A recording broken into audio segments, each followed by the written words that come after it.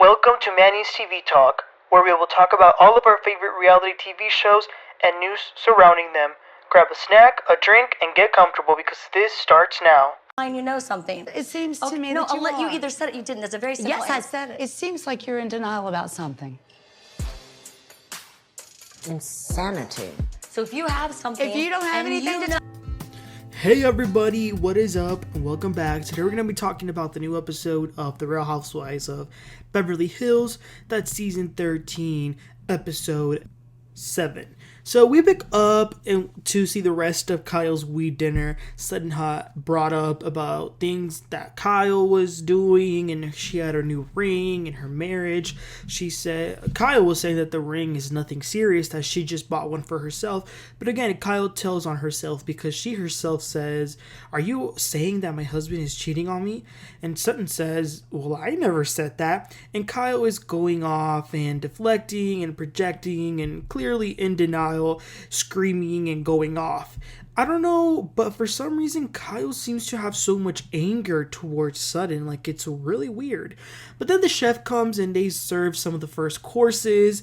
Annemarie also introduces herself a little bit more to the group, and they all made a little bit of a joke about the ring, and Garcelle mentions that she has come to the conclusion that her ex-husband was a horrible husband but is a great father. Cynthia, I love Cynthia. She also talked a little bit about relationships and having the right partner. And Jayne says that she wants to have a good love affair at least once in her life, something that she's never had before. She wants to have the kind of love that you see in the movies where like the couple loves each other and they're in each other's arms kissing in the rain, because she never had that with Tom. She even goes as far as to say that she doesn't care if the man is rich or poor. Now we all know that's not true. Okay, so then Dorit asks Denise how is she feeling being back with the girls, and Denise says that she's happy, she's excited to see everyone, but she wants to ask something to Erika. Why did she do the things she did? Because when Denise first came on the show, Erika was so nice and sweet, but she changed. She did what she did. And Kyle and Erika are asking if Denise can provide a specific thing or example that she's referring to. But Denise says, we know, it was a whole thing. Go back and watch the show and come back so you know what I'm talking about. You knew what you did. You did it to me. You were such a beat to me. I just felt so bad for Denise because I know exactly what she was trying to say, but for some reason she wasn't allowing herself to say it. She kept slipping her words and her voice sounded weird. She was just going in circles, making no sense. I wish she could have just said what she meant, which would have been, why the hell did you tag team with Lisa Rinna and try to destroy me when I never did anything to you, Erika? That's what she wanted to say, but unfortunately she just wasn't able to. Whatever she was on was bad. Like even some chef in the kitchen was like, damn, Denise Richards is high AF. Also, all of a sudden, Sutton pulled out a blunt and started to smoke it in the dinner table. Now, who is this Sutton? At least they were able to laugh about it. So then they have dessert and some of them go to the bar that Kyle has in her house. And again, Denise is a mess. But Denise is cussing Erika out and even calls her a dumb F. And she says that Erika knows exactly what she's talking about. Denise also had her jacket on backwards, and Dorit says, "Hey babe, I think your coat is on backwards." And Denise says, "No, it's not. Stop it. I know what the F you're doing. Stop it." And Dorit was just standing there like lost in a fog. And then Denise leaves. Listen, I like Denise, and I think that what they did to her on that last season she was on was so messed up, and I want her to confront them, but to act like this on national television was so embarrassing and hard to watch. Meanwhile, the other girls are still mingling and talking. No good Dorit tells Kyle that Sutton said that she was in denial about something. Remember when Erika last episode said, "Where's our hostess?" And Sutton said, "In denial about something." Well, Dorit is telling Kyle that Sutton said that. So Kyle turns around and asks Sutton, "What am I in denial about?" And Sutton says, I don't know, you tell me. It seems like you are in denial about something. And Kyle says, well, if you know, then you tell me what I'm in denial about. Stop gaslighting. Sutton says that she is just asking what is going on with her household, with her marriage, because something seems off. But Kyle is freaking out. Also, can we talk about how poor Cynthia has the fate of always being caught in the middle of a fight between two people? Kyle says that they know, based on the retreat, that the marriage with her and Mauricio hasn't been the best, but it's not that serious, she claims. Then Kyle, wow, she goes really low. She says that maybe there's something wrong with Sutton, or there's something going on with her. She implies that Sutton is an alcoholic and that she has an eating disorder. Sutton says, wow, I literally have an esophagus disorder or something like that, and you know about it. So for Kyle to make it seem like she's refusing to eat just because she doesn't want to is messed up. But just like Kyle went low, so did Sutton. She says to Kyle, you already lost 2 sisters. You want to lose another one too? Ooh, shots fired. There you go, Sutton. So of course it makes Kyle blow up even more and says, stop, Sutton. Why don't you tell people what you really feel about Kathy?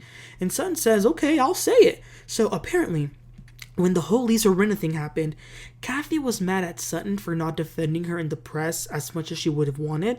So Sutton had told Kyle at some point, oh, I get what you mean, what you've been complaining about all this time. But even though Sutton felt that in the moment, she still is pretty much Team Kathy. And Erika wants to spin this, talking about, oh, people kiss up to Kathy to be part of the social club and this and that and go to her events. But it shows now we understand the anger that Kyle has towards Sutton. It makes sense. It's probably because Sutton is close to Kathy.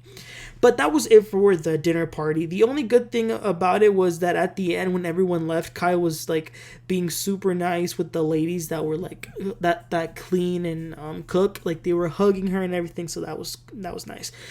Okay, it is then another day. People are doing their thing. Kyle takes a jog to Annemarie's house, which, by the way, is very nice. It's huge. It has the tennis, basketball court. They played some pickleball. Annemarie is very competitive. She did sports all throughout high school, and her and Kyle seem to really like each other. Kyle does express that she still feels some sort of way with Sutton, and even Garcelle. Annemarie says that she would like to get to know Sutton a little bit more, and Kyle says that she really does love Sutton, but she feels like Sutton is trying to destroy her life, and that the sister comment was the nail in the coffin. And what I didn't like was them sort of making light of Sutton's small esophagus disorder, and Annemarie apparently she handles anesthesia and stuff to put people to sleep, so she knows a little bit more about that, and she really wants to get to the bottom of what Sutton has in her esophagus. Okay, moving on. It's a nice group lunch with Garcelle, Sutton, Crystal, and Denise. Now, thankfully, Denise looked normal this time. They were having a good time, just joking about things, but Sutton still can't believe that Kyle would question her drinking. What about her drinking? Or what about Erika's drinking, says Crystal. But Crystal does want to tell Sutton that even, they're friends, so she wants to be honest that she did think that the sister comment was too low, and Sutton agrees. And also this time Denise is able to actually articulate her issue with Erika. Now she was able to say and talk about her issue, which was Erika's talking about the threesomes and the kids and all those things that were said in season 10, which a lot of people are saying Denise should get over it. I'm like, no, she should not get over it, because she didn't have an opportunity to really clarify things at that reunion, because number one, it was done through Zoom, and number two, they were all just attacking the poor girl. The next scene is Dorit and PK. Dorit is starting to notice that there might be something going on with Kyle and Mauricio's marriage. I did find it interesting that despite being such good friends, Dorit really has no idea about Kyle's marriage and what's really going on. But in other news, ever since the pandemic, the kids have been homeschooled and they've been doing great. Dorit even recreated a classroom and some teachers come and they teach the little kids. But PK does bring up something, which is that he really thinks that the kids need to have experiences that other normal kids have, which is going to school. I agree with him, because I do think kids need to interact with other kids, but Dorit says that PK is not there enough to know what the kids want and need. She also brings up that he still doesn't understand the gravity of the incident that happened a year ago. Oh my gosh. Then the next scene is Erika. She meets up with a guy named Mikey, who she's worked with for a while now. She says that she has the desire to go back to the stage and perform. She says that that's when she's on stage, that's really the only time she feels seen. So they are trying to get more opportunities. This is the first time that the residency in Vegas is mentioned, and that makes Erika very excited to hear. She also knows that it will be a lot of work to do, but she's willing to do it because it's something that she really wants to do. And then the last scene of the episode is Dorit and Kyle at some park working out. Once again, piling on Sutton and talking about how low she goes and blah, blah, blah. But then they are joined by Kim Richards. She really went through a hard time during the pandemic, but she is better now. She's been doing a lot of painting. So she's been drawing a lot of things on the walls, and she mentioned that she has had so much fun doing that. She even offered to do that for Paris's new baby's room. And speaking of, Kyle didn't really even know that Paris had a surrogate and all that stuff because they fell off, her and Kathy. So it's been pretty hard for her. But this is typical Kyle, you guys. Like, getting on the confessional and start to cry about, it's been so hard. I miss my sister, my family. And then, I get it. But then her actions always diminish her message. That's why I'm calling her. Yes, I do believe that she wants to make things right, and who wouldn't want to be in a happy family all together? But she constantly does things that make the sisters not want to be with her. So come on. But at least she's okay with Kim right now, and they took some pictures, and that seems good. But that was the end of the episode.